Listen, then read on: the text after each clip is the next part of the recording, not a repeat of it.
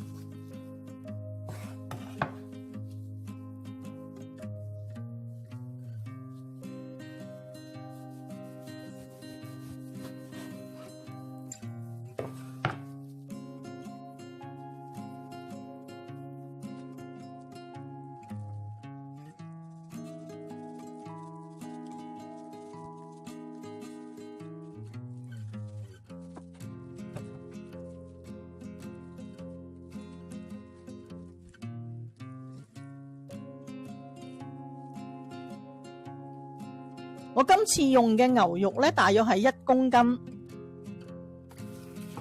牛肉凍水落鑊出一出水，咁出水嘅目的咧，我哋係去除嗰啲血水。你唔出水咧，亦都可以用淡鹽水浸佢一陣嘅。加蔥、薑、1湯匙嘅紹酒。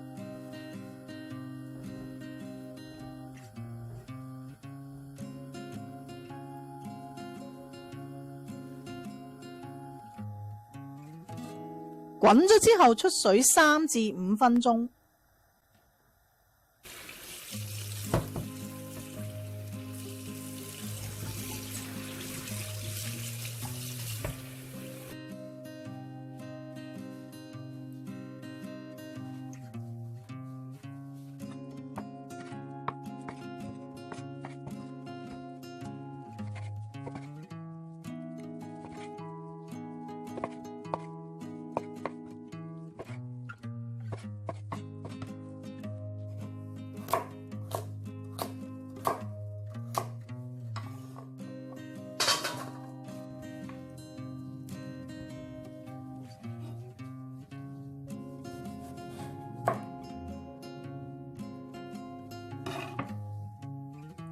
如果你唔中意食番茄皮咧，你可以烚一烚佢起咗層皮，咁我就會連埋番茄皮一齊炆，因為番茄皮咧都非常有益。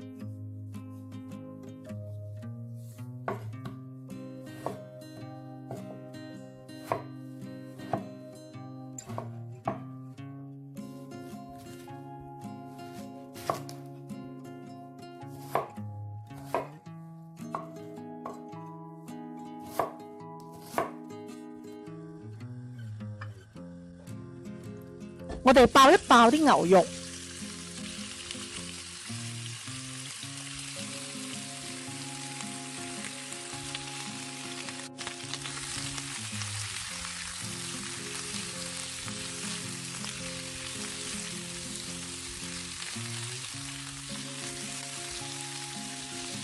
牛肉爆香之後落啲蒜頭、月桂葉、薑，再爆一爆，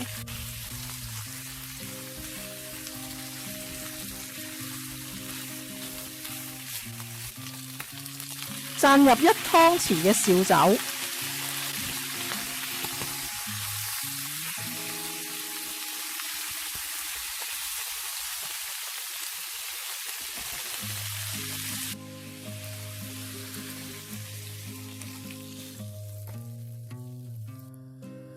爆完牛肉嘅鑊呢，我哋唔需要再洗，加少少油，我哋爆一爆嗰啲洋葱，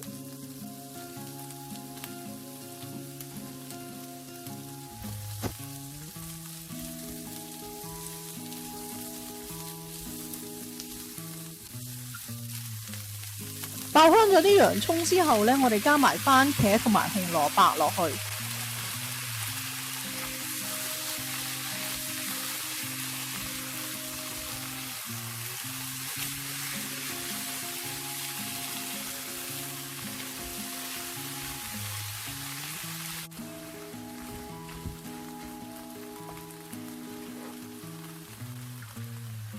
加埋我哋爆香嘅牛肉啦，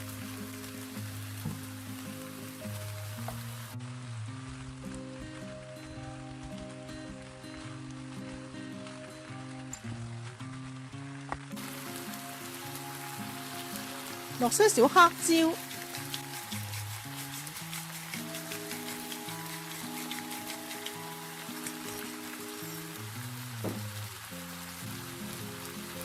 加入大約1杯嘅熱水。我哋唔需要加太多嘅水，因為嗰啲番茄咧係會有水出嘅。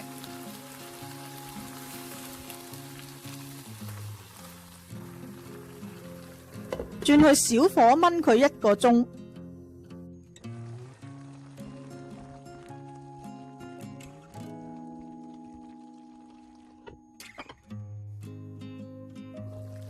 我就已經小火燜咗佢1個鐘。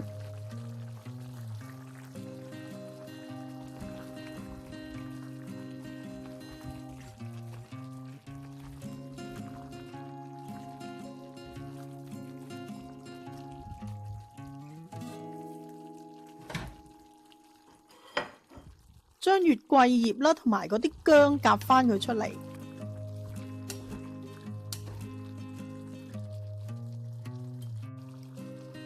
試一試佢夠唔夠腍。如果唔夠腍呢，你可以燜多佢10分鐘，或者燜到你呢認為滿意嘅腍度嘅。夠腍呢，我哋就可以收汁，落翻適量嘅鹽調味。